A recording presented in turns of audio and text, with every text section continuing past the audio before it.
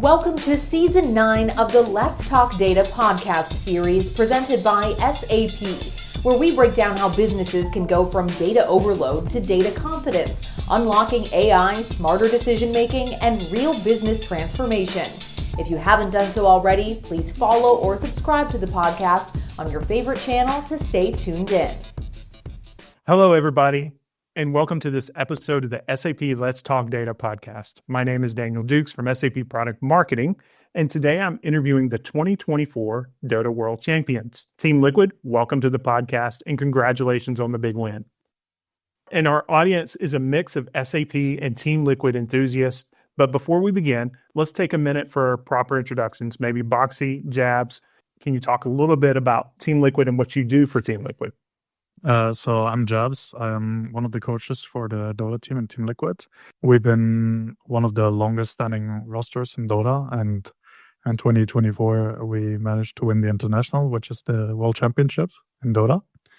My role is mainly to do stats and analytics. So I work a lot with SAP, and I'm sure we're going to talk about it too, with the tool that we use in collaboration with SAP to scout our opponents and get ready for matches.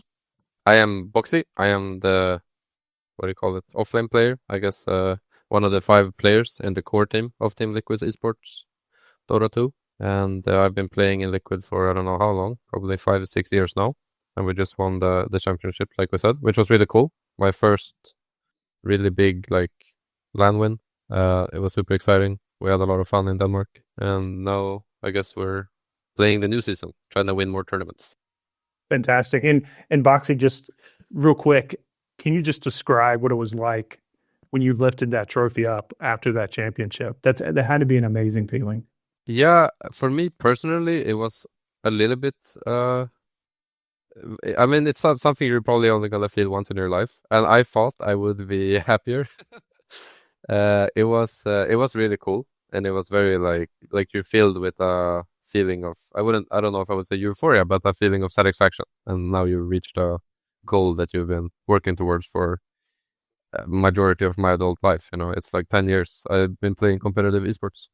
So that was really cool. But also there's on the other side of the coin a little bit of a feeling of like, wow, that's it. Now you've done it. And a little bit of, I don't know if I would go as far as to call it melancholia, but I imagined it to feel more like I'm on top of the world and this is the best feeling ever. And it was more of like I'm on my knees like crying because I finally accomplished it. But it wasn't so much. I don't know. I don't know how you felt, Jabbz, but I guess I thought it would feel better to be the best or to win, and it actually came with a little bit of a feeling of, I guess, the void inside you never gets caught. Yeah, I mean, I know what you mean. I think one thing was we were very dominant throughout the entire tournament, so there wasn't a lot of friction, and I think that kind of made it feel like, yeah, it's like over now, but it wasn't that hard. Obviously, it's extremely hard to be world champion, and we were just very, very good at that tournament. But I know exactly what you mean. It felt like for me, it was a goal my entire life. I mean, I've been playing the game for 18 years, and 18 years, is that true? I think so. Yeah. I mean, it's just ridiculous to think about that you finally reached that one goal that you've been aiming towards for so long, and then. Obviously, your expectation is it's going to be like the most intense feeling you've ever felt. But it really did feel that way. That it was just like, wow, we did it now. Now what? Now what is the next step? Like, what else is there to do? And I think a big part of what made me really, really remember the win was how our entire group of people, we've been together for so long and we've been through so many ups and downs. And then we were just all on the stage there together celebrating that one, the peak of our careers, essentially, and being able to celebrate with all the friends and family that was there was what was like truly memorable to me. Awesome. And I know you mentioned friends and family. I want to also bring in Maik to the conversation, who is one of our developers, who was also probably celebrating your win with you. Maik, you want to do a quick introduction for our audience as well as go into the type of apps that you build and the technologies that you primarily work on? Yeah, sure. So I'm Maik. I'm in the eSports project at SAP since 2018, just always developing for the Dota squad of Team Liquid. And there I'm developing mainly the application that Jabbz uses to analyze. And I was also pretty excited about the win last year. So I don't even know if Boxi remembers his own interview right after the win that Slacks gave to him, but I'm that not was sure. already pretty emotional. And right after Blitz, so the head coach gave an interview, and I think most people in the arena that really liked Team Liquid were almost crying. So it was very nice to follow this for 5 years and also working with them together.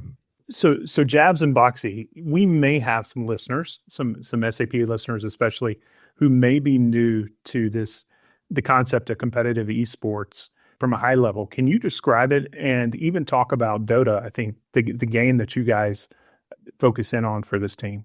I often like to compare the game itself is like it's a strategic game where 5 players play against each other, 5v5.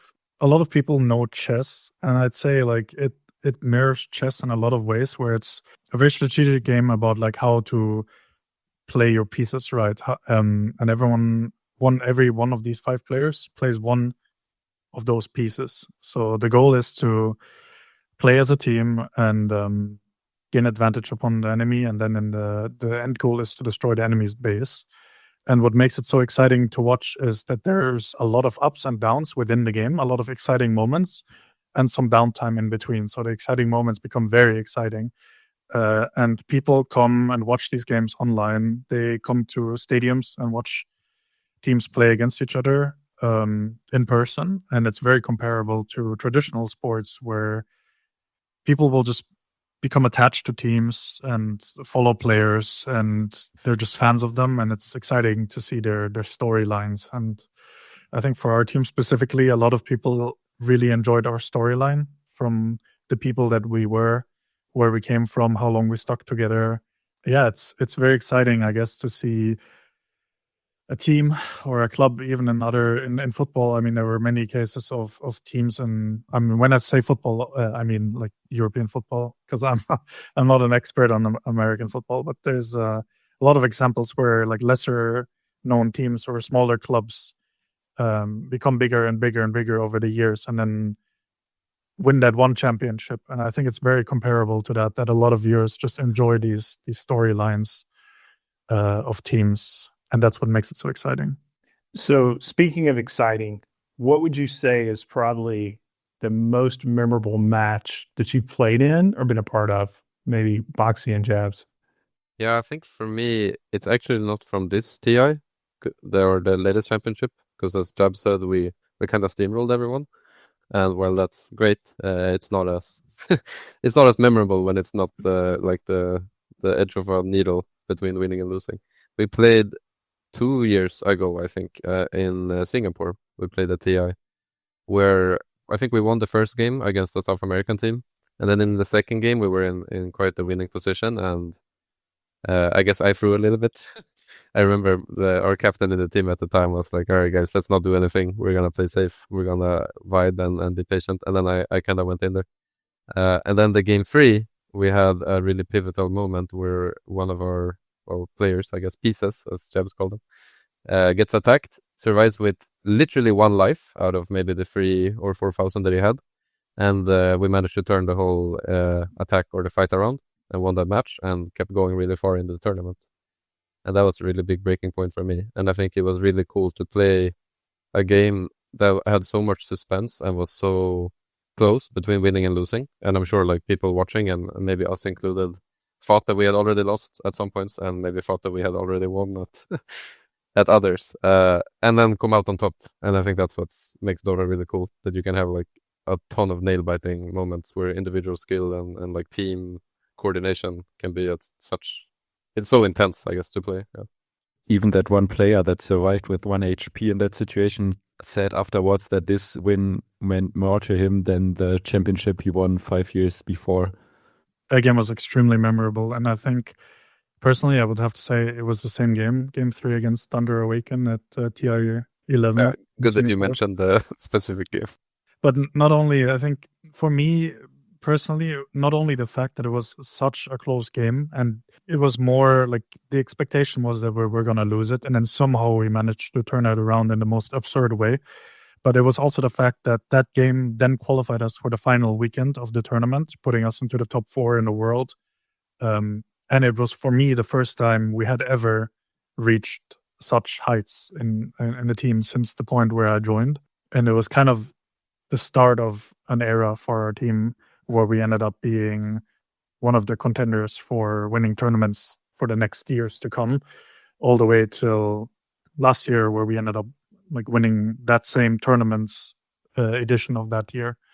And it was kind of a pivotal point for our team to gain confidence and prove to the world that we were a better team than we were before at that point. So I think in our team, for a lot of people, that point is extremely memorable.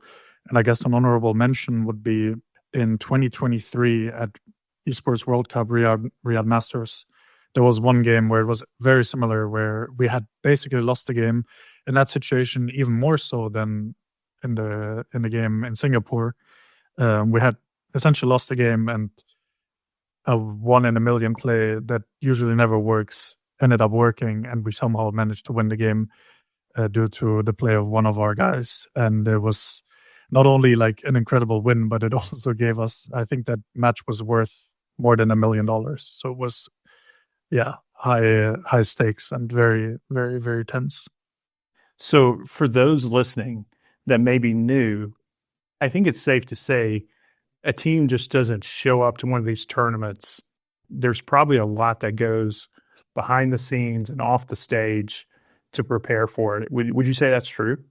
Yeah, I mean, I think almost everything happens before the tournament, to be honest. The shape that you go into a tournament with is a big factor in how you're going to perform during it. One of the things I think this is really where I think the SAP and Team Liquid partnership comes in.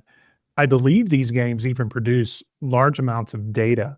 Do you guys use that data in how you prep and train and prepare for these matches? There's too much data. I'm overwhelmed. But with the help of our good buddies at SAP, it's much more digestible. And I guess that's where Jabbz comes in. I will ask him about stuff and be like, hey, Jabbz, can you look up this? Can you look up that? Can you like present whatever pattern or situation I'm looking for? Because on my own, there's, you can go in and individually watch every single game that people have played. So if you want to prepare for your opponent, you can spend 100 hours a week just watching them. Or you can spend the time playing and try to improve, and hope that your coaches makes a little summary for you. Yeah, basically. I mean, like you said, there's essentially infinite data in Dota. Every game is different, and there's millions of games being played every day. But of course, the ones that we focus on are tournament games and practice matches. Basically, what we do with SAP together is we condense that data, and then I try to present the useful stuff to the team so they don't get overwhelmed while we filter out all the white noise. So when you guys first started tapping into this data from the games, what was your approach? Like, I'm sure there's been probably a learning process and a development process, but how did it initially start? I think when I initially joined, there was some kind of frameworks already in place that were mostly tailor-made for the roster that was on Liquid before us. And then over the last 5 years, I got input from the players, what they're looking for. I had some input for myself, what I wanted to have automized. Being a Dota player, also had ideas of how we could implement ideas of figuring out what is useful. And then through a lot of feedback, we kind of rebuilt the tool into something that specifically fits what our roster or like our current roster is interested in, what I'm interested in. And we kind of like tried things. Some worked, some didn't. And over the years, we kind of smoothened it out to a point that we have reached now, where I'd say most of the data is very useful for the players, and the data that is not is kind of being filtered out. So, Mike, would this be what SAP calls the eSports Center? Yes. So exactly what Jabbz said is that this framework started in 2018, like 2 years before Jabbz joined. So I had 2 different coaches before that with Team Liquid that wanted actually some different stuff. But in the end, you need the same data, right? Or a lot of data of the official matches. And also like some website to present it and an analytics tool. And then you adapt the features for the person that is looking at it. And in this case, it is Jabbz now for 5 years. So almost features are like the visualization and the presentation in the front end is made for Jabbz.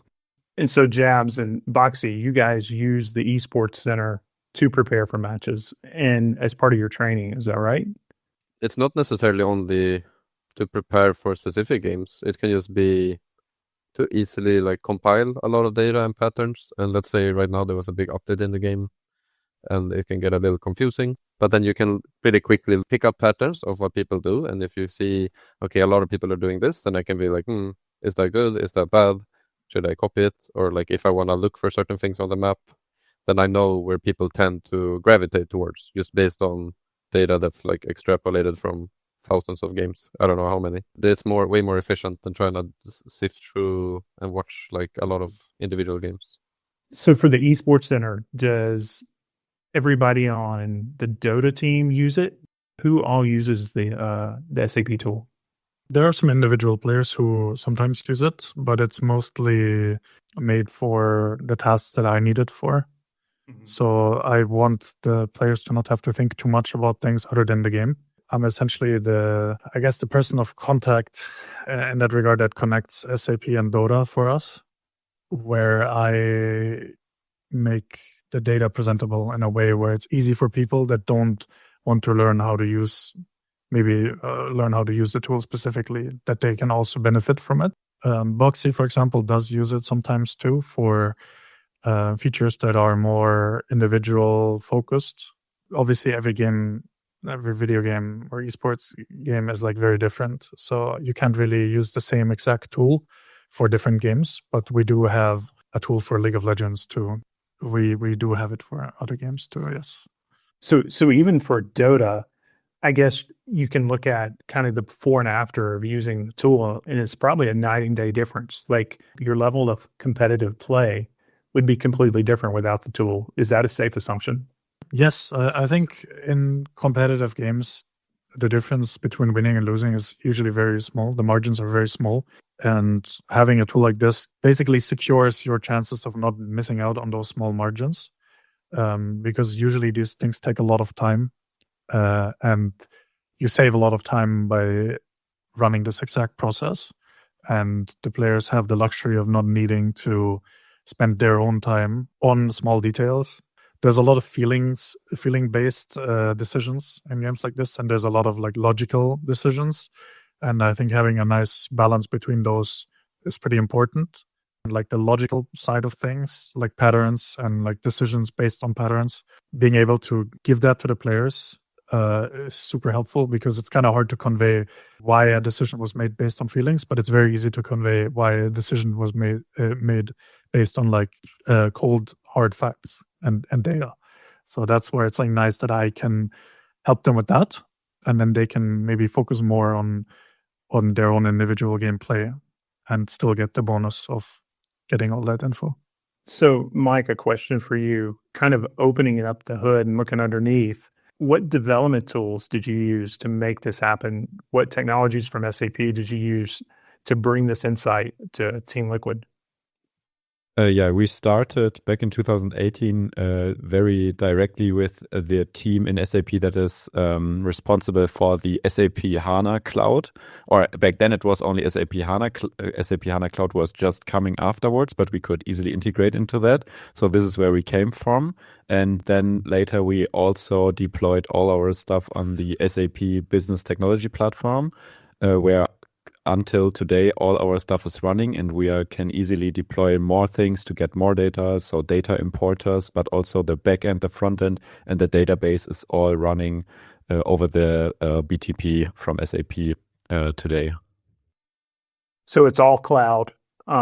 It's all cloud, and we can like if Jabbz has some small error where he says here's something is wrong in the tool, or we need this button to be changed or doing something different, it can be done like I can develop on it, and then I can put it live in a few hours for them, so they can access it over the browser.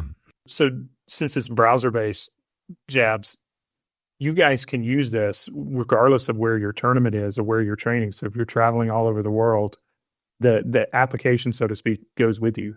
Are you finding that to be the case? Yes, of course. And that's actually a big upside of it, because most of its usefulness does come when we are at tournaments and we're like in a time crunch. So it's quite nice that it works that way. And whenever there's like something wrong, I can quickly text Maik and it can get resolved quickly. And so you use the tool actually in the middle of a tournament, like between matches? Yep.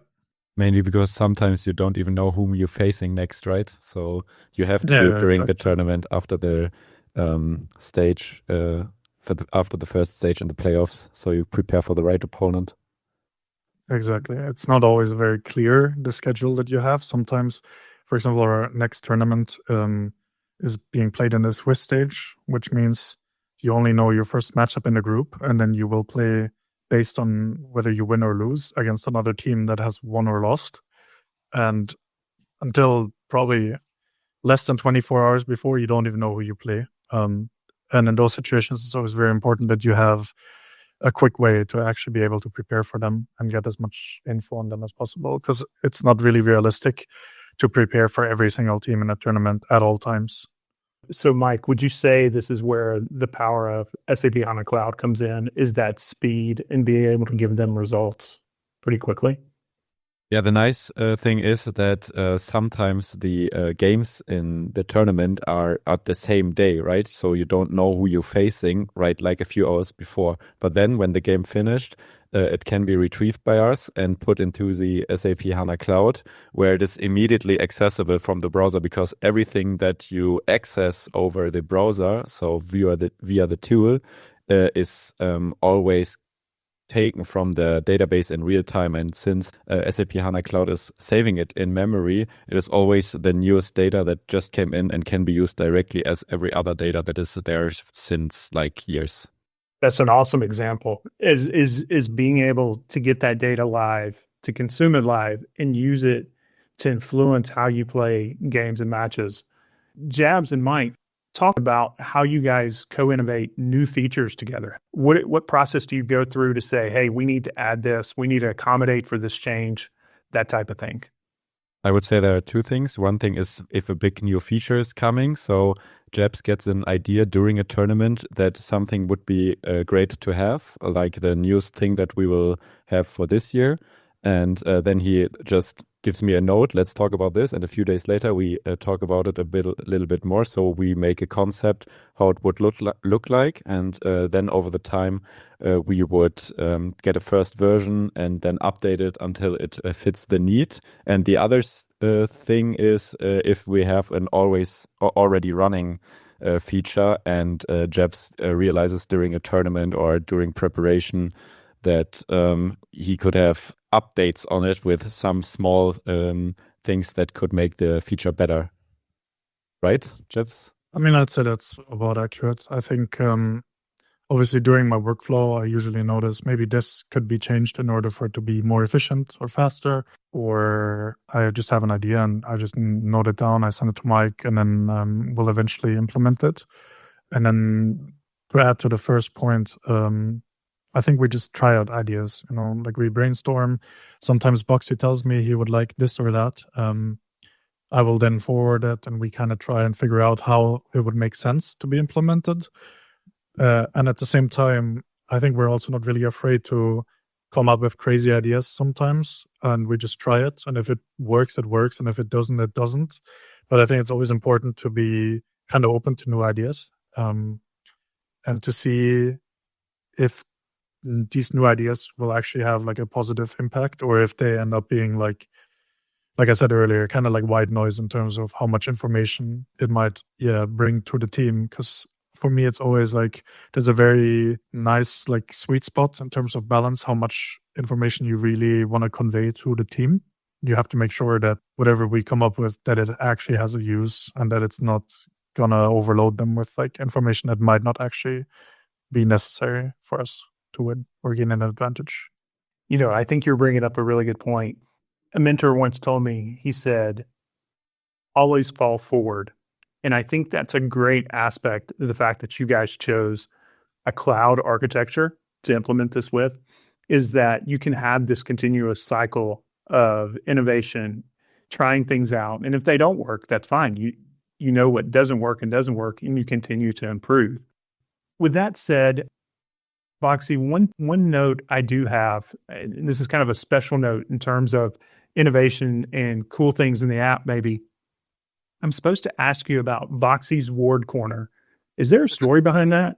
So wards are, think of it like a little Easter egg you plant down on the map. It lets you see an area where nobody is. Like it just makes it so your whole team sees what's going on there. But the ward itself is invisible. And then you can try and discover these little wards with another type of ward, which are just made to detect them.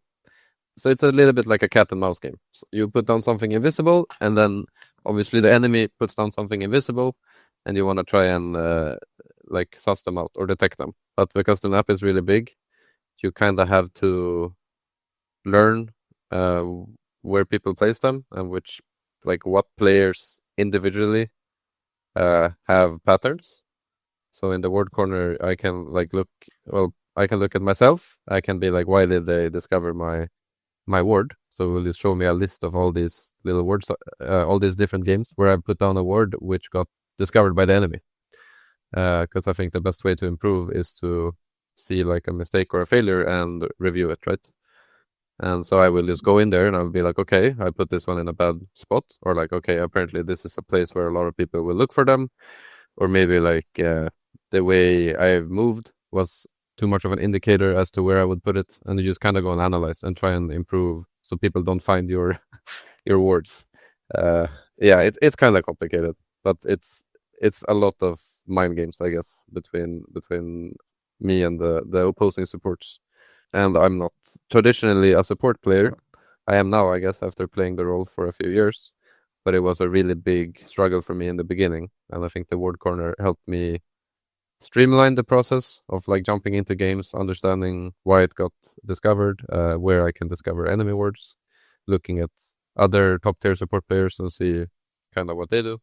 Yeah, I could add something. This is one good example where it comes to help that I saw in the data that the data always tells you in this example that if the enemy could have seen you using this ward. So this is actually in the data itself as well with a small flag. So it can tell you, yes, the enemy could have seen you, or no, they couldn't. So they guessed or they saw you. So that's an extra information that you could get out of the data in this case. I realized after a while, I was like, oh, well, some of these wards I'm placing, but they already have a ward here. And then I want to make sure, like, how come that I placed it while they saw me. Also, you can see how long so a ward lasts for 6 minutes, I'm pretty sure. And I can see, like, if it got discovered within 20 seconds, clearly something is, I did something bad, right? Like, it didn't last at all. Or if it lasted for 4 minutes, then like at least this ward served a lot of its purpose. And then I can shift through and be like, okay, I put this one in their vision and it lasted for 10 seconds. Obviously, it was a bad thing to do. So it's very easy to like tell also what kind of data I should look into and which one are like, okay, it served its purpose. So I think this really points to the complexity of Dota. For those who have never played it, there's so many different options and strategies and pieces that go into that strategy that this is probably just a small aspect of the overall strategy it takes to, like you said, destroy the enemy's base. Question for you, Maik. How do you deal with those changes? Pretty differently. So some features are actually right for this, that if patches happen, you can use those to detect stuff that could change or could have changed during this stuff. And is in the new patch maybe the best option. So, and some features have to be changed so that they still make sense. And also it sometimes makes the option to make completely new features that would be needed for the new patch. For example, a year ago, there was a complete change to the main thing that you play in the game, the heroes. So they got facets. We still didn't catch up on the difference in the facets that the Dota heroes have and what they could be analyzed for. Also, sometimes the patches will break the data import as well, because there is the company that develops Dota just brings in new patches. It changes the way the data of replay could look. And then we have to figure out how we still get the same data that is needed for the existing features and don't break it in the next days. So that kind of leads to my next question. Because you're using the business technology platform for SAP, I would imagine your turnaround can be pretty quick. When a patch comes out or change that needs to be made, Maik, how long do you think, on average, does it take you to go from development to getting it into production? So I always make myself the line that that it only has to be allowed to be 1 week, and I think it hadn't been longer yet, but it also had been shorter. Like sometimes it's done in half a week. Depends on the patch and update. Yep, that's pretty fast. So, kind of switching gears, I think we have to acknowledge the presence that AI or artificial intelligence is everywhere. Are you guys using artificial intelligence now at Team Liquid, or are you planning to use it in the near future?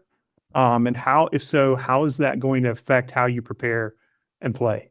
AI and Dota have like a quite long history, in the sense that OpenAI many years ago made bots for Dota to play the game. And the reality of it is that the game is extremely complicated. And while I'm not like a technical expert on AI, back when they first initially brought that project to the public, it was on a very, very simplified version of Dota. Now with all the advancements in AI, I can for sure see a future where the AI has more of a human approach to analyzing the data itself. And maybe there is a time where I can just ask like a ChatGPT like field about specific information regarding teams.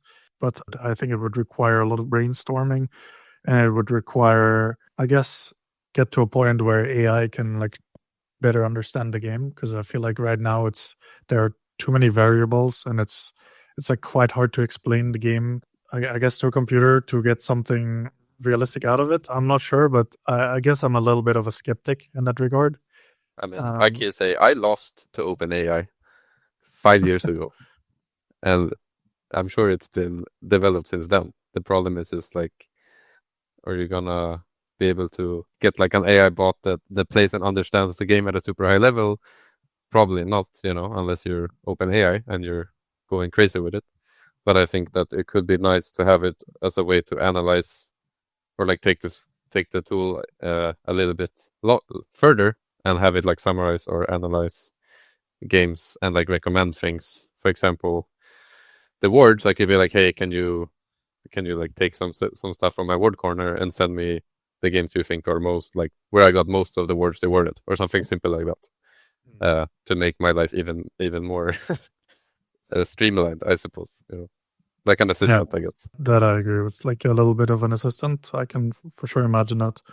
I guess the problem when it comes to understanding the game, like first the AI would have to understand the game on an extremely high level, and then it would also need to be capable of then explaining that to a human in a logical way. And the funny thing about the OpenAI bots is also that they play Dota in like a really strange way. Like humans don't really play the way they played, but it was extremely hard to play against them. So maybe in the future it could be similar to chess engines, where you can maybe get inspired by them, but you're never really going to be able to play the same style as them, because you're just simply not a computer that can look that far into the future. In SAP, we have in the eSports project also with Team Liquid the League of Legends part, and there we already have a few features running with AI. And one of this is called the draft bot. before the game starts, the heroes are drafted out of a pool of over 100 heroes, or in League of Legends, it's called champions. So there it is banning and picking heroes, which is already a very complex and deciding part of the game itself. And there, the League of Legends draft board simulates a team that they're going to play next so that they can practice drafting and win this first, sometimes crucial stage of the game.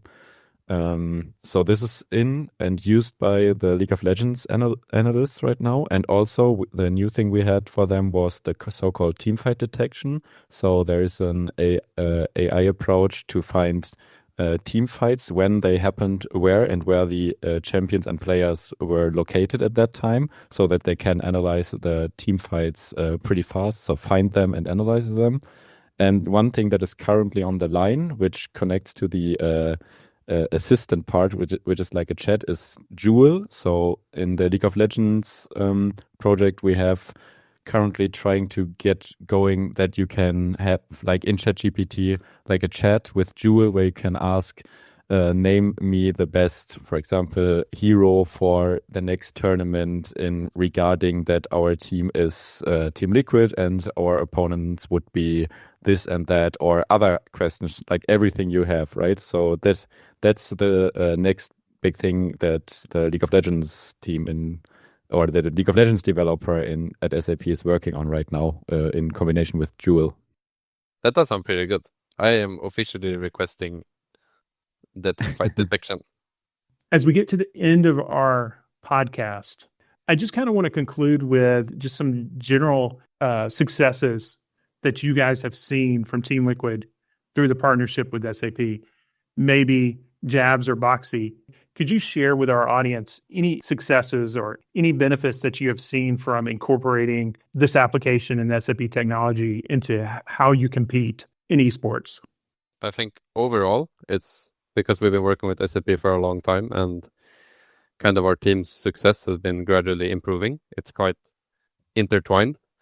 But I know a lot of times at tournaments, especially in the beginning of tournaments, when most teams, I think, will lack a bit of data, lack a bit of, I wouldn't say preparation, but maybe they haven't like really looked at a lot of stats of a lot of teams. Usually in the beginning of the game, I think we can catch a lot of people off guard. And I remember, I don't remember specifically what tournament, but I remember there was one tournament where we looked at a team and I was like, wait, these guys are putting like the same words every game. And at the beginning of the game, we went and found both of the words completely like devoid of any reason. You know, it's just based on their patterns, right? So I'm sure from their point of view, they're like, all right, these guys are, they're cheating. And I think that was really fun to like be like, okay, they've done the same thing 5 games in a row. I'm just going to send it. And, you know, it worked great. And then I think we ended up winning that game pretty quickly. So I think examples like that tend to happen quite often for me, where some data point tends to repeat itself, and it's pretty hard as a player to always be changing it up at all points in the game as well. I'm sure I have some patterns as well, you know, you're just human. And I think finding and abusing those patterns together with the SAP tool is very fun and effective, I think, for success. Really cool. Jabbz, any benefits that you can see that you can share with our audience? Yeah, I mean, for me, it's many, many, many, many hours of time saved. To be honest, I'm not sure how I would do the job without it at this point. I'm for sure very reliant on it. And I guess also the fact that Boxi, when he had to swap to support, that we were able to build him like a support tool that made him transition into the new role better and develop as a player. I think there's for sure also some degree of credit that goes straight to SAP for even being able to provide us with that feature. The time is just incredible for me. I mean, there's so much time that I'm saving and I can spend on either other things regarding the job or even having like more time for myself that before maybe I would have to work over time, you know, and now I don't. So it's very, very nice for me. You know, the last question I have and this is more so for our audience, Jabbz or Boxi, with a championship win last year, I can imagine that what you're planning for 2025 is even greater or even bigger. Is there anything that you would like to share with the audience, like any news, any upcoming tournaments, anything that you want them to look out for so that they can be aware? Well, I mean, we're going to Romania in a few days, and we're going to be playing, I think, for just about the next 3 months straight. So it's going to be a lot of tournaments. Of course, we're trying our best. I think our start into the season was quite slow, and I think people were still mentally being, I guess the satisfaction of winning a world championship does things to people. But I think over the span of the season, we're like slowly coming back to making sure we peak by the end when the important tournaments happen again. Yeah, the second week of September, the championship will conclude in Hamburg, I think, in Germany at least. So if anyone listening is a Dota fan or wants to check it out, I highly recommend watching that tournament. It's probably the coolest one of the year. And hopefully you'll see us in the finals again. Thank you guys, Jabbz, Boxi, Maik, certainly for joining. I know that through our partnership, there's going to be a lot more great news and winning this year. Thank you so much for sharing with our audience. For those listening in, I hope you've enjoyed this episode and learned more about the power of SAP BTP and specifically SAP HANA Cloud to create champions. Be sure to check out the notes for more information on Team Liquid as well as the solutions featured in this podcast. On behalf of SAP, I wish you well as we work together to help the world run better and improve people's lives. We hope you enjoyed the podcast. Please check out the show notes for additional links to information. Please subscribe or follow to join us on the next episode of Let's Talk Data, presented by SAP.